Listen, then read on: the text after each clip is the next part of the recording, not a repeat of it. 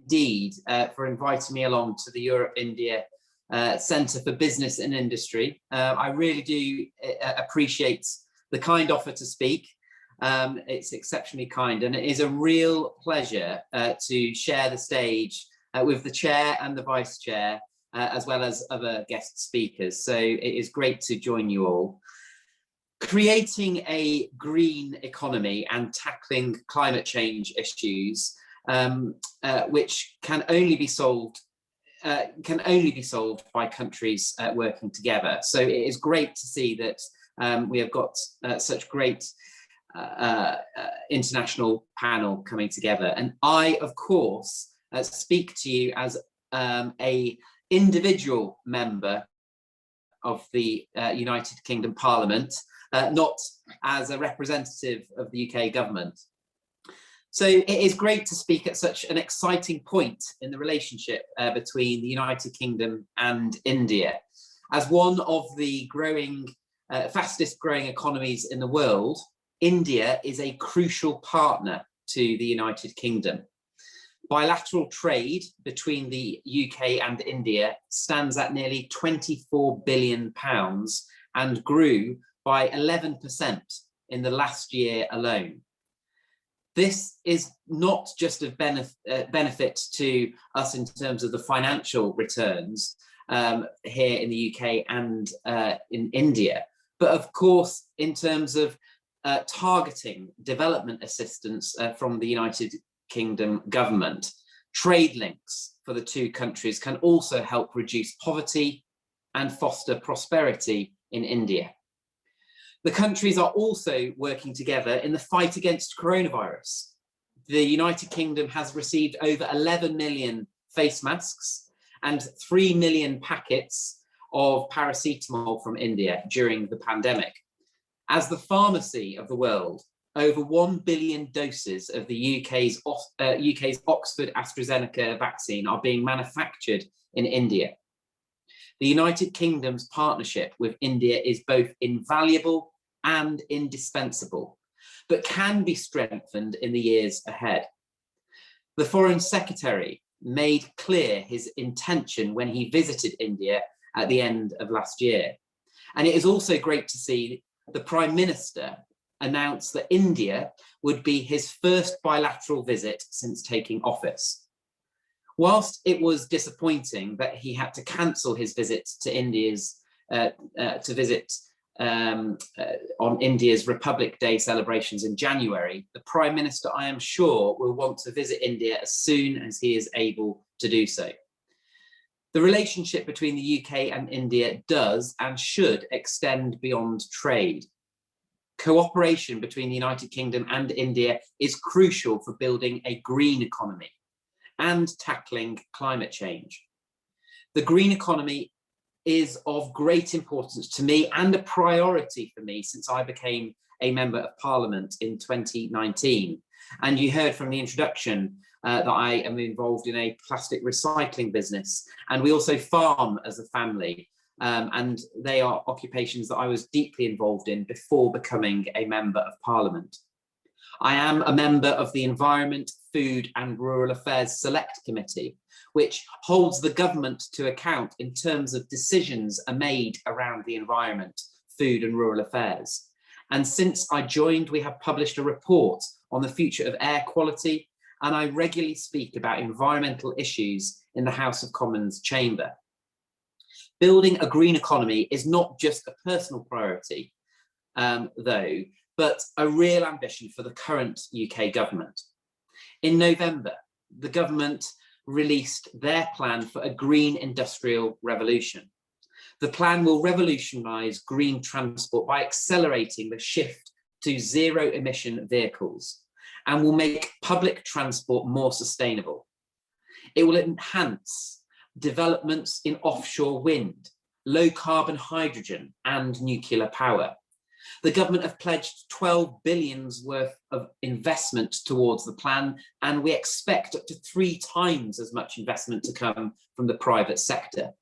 And all of this to help create 250 100,000 green jobs.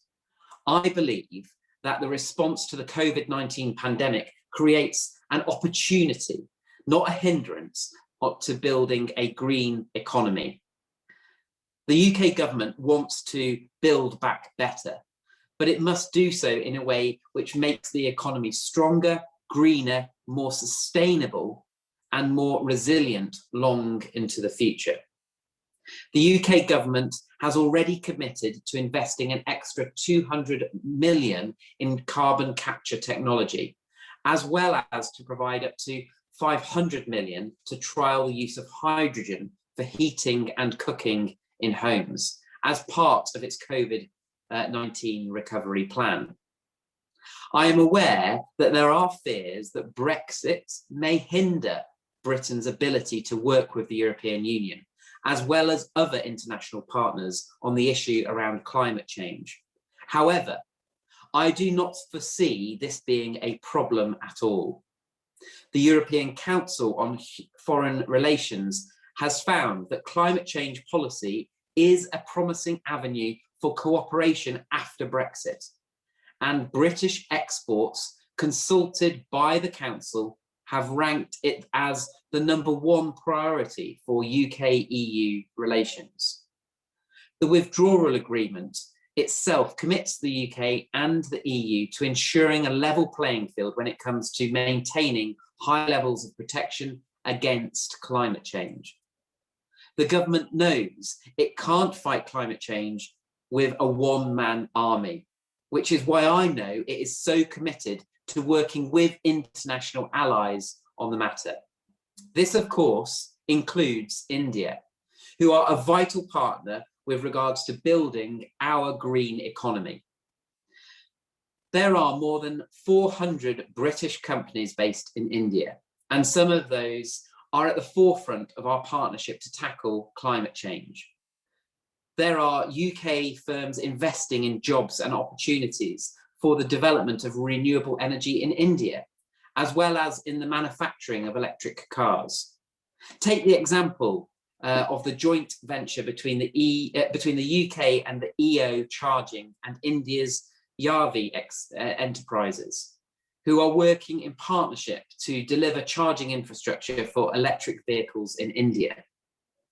The UK government is also working with India's Ministry of Earth Sciences to build flood defences and river structures in India, and cooperating in data gathering to advance monsoon forecasting. Looking to the future, I was delighted to see Prime Minister Modi accept Boris Johnson's invitation for India to be one of the 3 guest nations at the G7 summit in Cornwall in southwest England later this year. Climate change will be a big issue at the summit, so it is great news that both the United Kingdom and India will be around the table to discuss strengthening global environmental policy. In November, Prime Minister Modi will return to the United Kingdom for the COP26 summit in Glasgow. The UK sees its presidency of COP26 and India's presidency of the G20 summit in 2023 as key platforms for implementing the Paris Agreement. The Right Honourable Alok Sharma MP, the president of COP26, met with Prime Minister Modi only this month to discuss the United Kingdom's and India's shared commitment to climate action. They noted the roles their governments, businesses, and individuals in the UK and India will play in tackling climate change. I was so pleased to see them discuss helping the most vulnerable countries in adapting to the impacts of climate change. The role of governments of countries such as the United Kingdom and India is crucial to protecting the smaller nations, which is why Alok Sharma and Prime Minister Modi reaffirmed the importance of the UK and India meeting their climate financial commitments. Whilst the last year has reshaped the priorities of governments around the world because of the COVID-19 pandemic, building a green economy and the fight against climate change have remained at the top of the United Kingdom's to-do list. These are issues that are tackled through international cooperation and nations working together. That is why we are lucky to have India as a partner in that fight. The relationship between the UK and India is great, but I know that it can be greater still. Climate change policy is of the utmost importance and provides a great opportunities for the two countries to work together. I really do believe that the future holds a very real possibility for the UK and India in the fight against climate change. By working together, collectively, we can achieve so much more, and to ensure we leave the planet in a much, much better state for many, many generations to come. Thank you very much. Thank you, Robbie, for such a great speech talking about partnerships and how India could move forward. And we've got two questions from Dr. Manu, who is a researcher at Cambridge University. So Manu, do you want to ask a question? Thank you. Thank you, Robbie and Pete. That was a very passionate and a very interesting speech. Thank you for that, highlighting those key partnerships and the roles that both the countries have to play. And I'm particularly interested and very excited about the Coalition for the Disaster Resilient Infrastructure that the UK is co-chairing with India. My question is to do with regarding divestments from fossil fuels in particular. It was just a few days back that we got to know that there are a couple of local councils in the UK, though they have declared a climate emergency, are sort of continuing to pour money into fossil fuels. So with that joint agreement, a lot of countries, including India and UK, making that we will be transitioning to a fossil fuel free economy. How do you think that we should be sort of engaging with councils at different levels to make sure that we are telling the right message out to the world? A fantastic question, and I absolutely believe that the priority for all governments should be to move towards a fossil-free means of producing energy, and that's why I know that the UK government is absolutely committed to looking at opportunities around hydrogen and nuclear, but also renewable energy, which we've seen the rollout over years, but the technology is increasing. And the UK government is certainly wanting to increase its offshore wind energy generating capacity. I think the government and all governments have a unique role to play in influencing councils and influencing policy-making decision, not only by themselves, but through other policy-making bodies around the world. Because when we are talking about climate change, it can't be done in isolation. It really does need to be done by all governments working together, which is why I'm so excited that the Paris Agreement is now, or it feels that it's now back in, the ball's now rolling, especially with the United States back on board. I think that that is absolutely critical. And I think that it's through those national levels, by influencing councils at all levels, right down to a micro level, to get policy right. But it's also worth noting that policy does take time to put in force. And I think governments' eyes and ears need to be open to listening to suggestions, because what I think what can always be the negative of policy can be that you come up with policy that's impractical to implement. And I really do think that sometimes you need to make sure that whilst you may set targets, they've got to be aspirational, but they've got to be achievable, and you have to have a plan on how you want to get there and how you're going to achieve it, and be sensible about it. And I think that's where the balancing act comes into play. So what I'm actually looking forward, just to finish off quickly, is COP26 conference later this year provides a fantastic opportunity for all countries to come together and actually have some really open and frank conversations about, looking at better means of energy generation going forward. Thank you. Thank you very much. Thank you, Robbie. Thank you, Manu. Naveen, would you like to ask a question? Do you have a question for Robbie? Yes. Hello, Mr. Right, thank you. Honorable Member of Parliament. Yeah, thank you for your encouraging words regarding the vaccination drive. So, do you think India could play a similar role in climate action, which already India, is already undertaken a national action plan on climate change? Is an observation I want from you. But I have a question. COP26 in terms of meeting climate. Naveen, you're breaking up. Yeah. So is it okay now? Yes.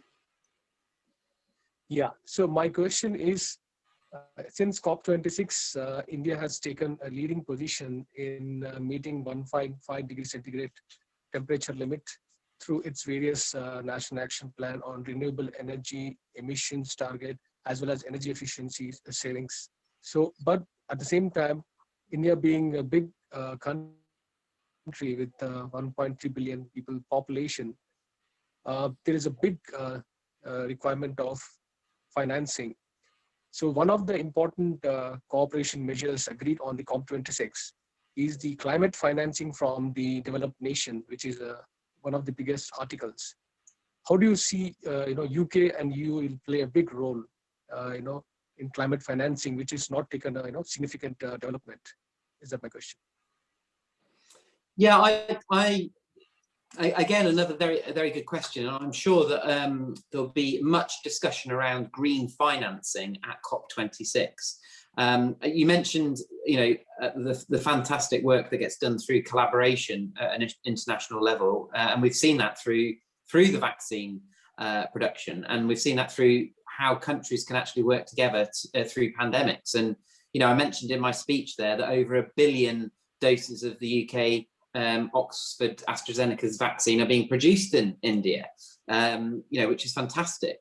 And I actually think that throughout the pandemic, there's a lot of learning that can be done at a government level about how countries can actually better cooperate. And when we turn that to looking at the green economy and the green agenda, I think there's some clever models that can be adopted to do with green financing, and also green bonds that can be effectively traded as well. And I think that there's those sorts of mechanisms should all be explored, because the reality of it is government's role is to create legislative policy that works and can be adopted and that will influence change.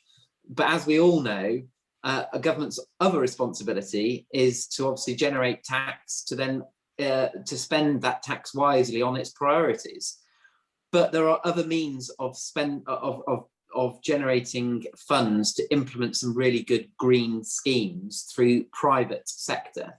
And I think that that's where some good initiatives could be thought through to do with green gilts, green bonds, and also carbon trading, and all of those sorts of parameters and aspirations, I think. So what I'm looking forward to COP26 is the remit of bringing some good thinking together to actually get to really influence international policy to drive that green agenda, I think. All right. Thank you, Naveen, and thank you, Robbie, for your answer. I don't think we have any question. Do anyone have any further question for Robbie? I think he needs to leave. No? All right, okay. Thank you, Robbie. Thank you for your speech. Thank you for your time. And thank you for your contribution. We look forward to many more of these in the future, and we look forward to release the report as well. Thank you very much. Thank you. Thank you. A pleasure. Bye.